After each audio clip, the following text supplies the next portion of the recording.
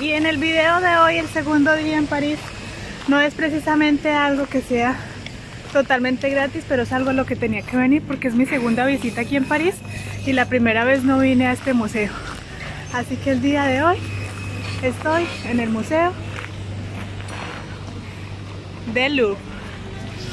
Vamos a verlos, ya les digo cuánto vale la entrada, no es que sea tampoco tan costoso. Así que vamos allá. Pero primero les mostraré un poco del lugar donde me hospedé, que se los recomiendo muchísimo porque es de lo más barato en París y encima súper central, bonito y limpio. Se llama The People Nation y queda en el distrito 2. Miren, y justo aquí al lado hay un supermercado súper grandote para comprar pues cositas un poquito más baratas porque en los restaurantes ya saben que es muy caro. Entonces está muy bien. En Europa yo no sé por qué siempre esto es súper barato. Estos mousse de chocolate debe ser porque tiene mucho dulce, pero en Sevilla también pasaba lo mismo. Me dice que solo valen €1. 4 cosas solamente €1. O sea, es súper bueno. Para uno pasar el hambre está bien. Miren, yo siempre trato de buscar lo más barato. Por ejemplo, se me acabó la crema y esta la encontré en menos de €1. Y me voy a comprar un frasco de estos de jugo que vale €0,99. De verdad que este hotel está súper bien ubicado. Miren la zona tan bonita en la que está. Queda muy bien ubicado y saber que es de lo más baratico que se puede encontrar. Miren este parque tan bonito que tiene aquí enfrente. Ahorita a finales de septiembre está haciendo un clima súper agradable. Entonces ideal, como les mostré, comprarse algo en el supermercado y venirse a sentar acá. Pues lo más baratico obviamente, porque todo es caro aquí en Francia, pero es posible hacerlo también de forma barata. Miren, allá está el hotel. Una ubicación genial. Y otra cosa que me compré en el supermercado es lo principal que estaba buscando. Esto es ideal para no pasar el hambre aquí en Francia. Bueno, este es el más barato que conseguí, estaba como en 3 euros algo. Hay unos más caros, pero es muy rico, entonces miren, compro eso, un jugo, este jugo me valió €1, es más baratico también. Se sienta uno aquí en el parque, enfrente del hotel de People, recomendado. Mire, así como toda la gente, nomás me falta el trapito para sentarse uno bien rico en el parque y ya. Me gusta el plan, me gusta el parche acá. Bueno, y ahora sí, a conocer o intentar conocer los 210.000 metros cuadrados de este histórico museo. Pero primero que nada, unas foticos en este punto, fotos que pueden ir a ver en mi Instagram. Bueno, ya me tomé las fotos correspondientes. Ahí lo mejor que pude. Ahora sí, vamos a entrar al museo.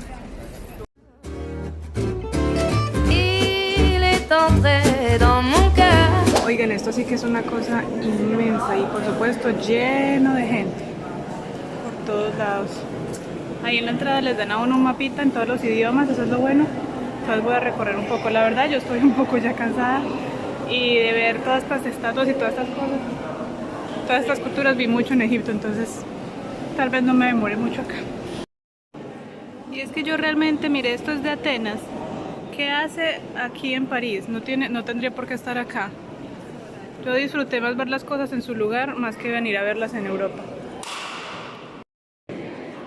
Miren este aquí acostado tan cómodo ahí. Ay, quisiera estar yo así, con lo cansada que estoy de este viaje.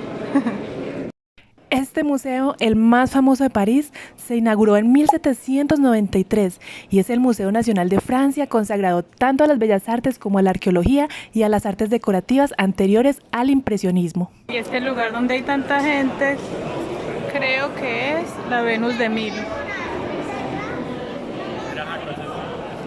Sí, creo que esa es. Y yo podré ser muy profesional en artes plásticas, pero cuando veo esta escultura, lo primero que se me viene a la cabeza es esta escena.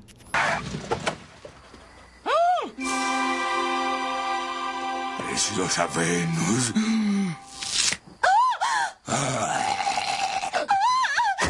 Gracias.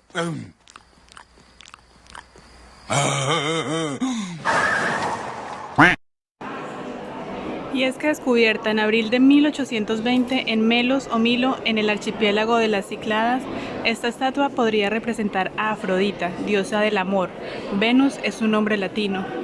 Es una obra maestra de la escultura griega en mármol realizada por un escultor anónimo. La Venus de Milo está fechada hacia 120 a.C. 120 a.C., eso sí es mucho resistir. Ay, miren las pintas tan novedosas que se ven acá. Y es que los griegos otorgaban habitualmente una forma humana a sus dioses y a sus héroes. Esto brinda ocasiones para los artistas de representar cuerpos perfectos e ideales.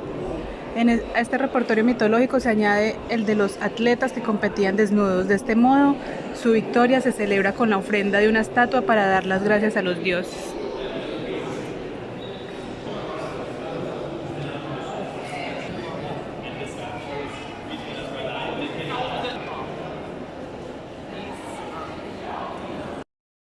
Miren, aquí tienen la explicación de todas estas esculturas. Dice que la mayor parte de las esculturas griegas que han llegado hasta nosotros fueron producidas en Atenas, donde en el anterior video tengo un video también de esa parte.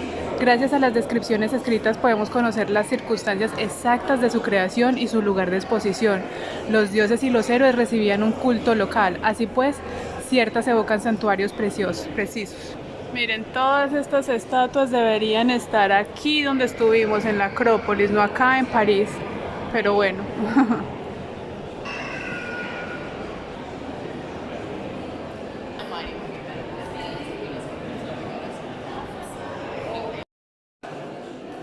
Wow, miren ese techo tan espectacular. Hermoso. Y saber que este lugar era la casa real de alguien, esto tan inmenso, y fue convertido en museo después.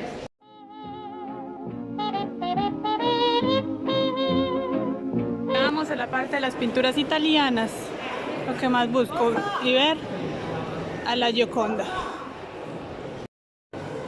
Todo esto que vemos acá es el arte del fresco en Italia entre 1400 y 1500, que consistía básicamente en aplicar la pintura directamente al yeso fresco para que se secara y quedara bien pues al secado la pintura.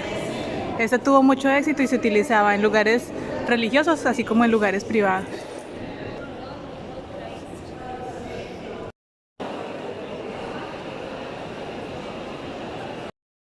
Qué bonito este cuadro de la... Mire, este se llama San Jerónimo en su estudio. Un óleo sobre lienzo entre 1444 y 1450. Miren qué bonito. Curándole la patica al león. Saben que me he dado cuenta de algo que a mí me gusta, sobre todo los museos y las galerías, precisamente cuando son lugares tranquilos. Así como que estos lugares tan populares con tanta gente. No tanto, no me gusta tanto. Y finalmente aquí en esta sala donde hay tanta gente es porque estamos a punto de ver a la Gioconda. Un cuadro pequeñito, pero es el más buscado aquí en el Louvre. Mírenlo allá al fondo. ¿Por qué tanta obsesión con un cuadro? No sé. Sí, Leonardo tuvo unas obras más representativas, pero bueno. Igual vamos a verlo, hacer aquí en la fila y a verlo desde aquí. Bueno, aquí finalmente llegué a unos metros de la Mona Lisa. Ahí está. Detrás de la señora, no, esta no es la Mona Lisa, es la de atrás.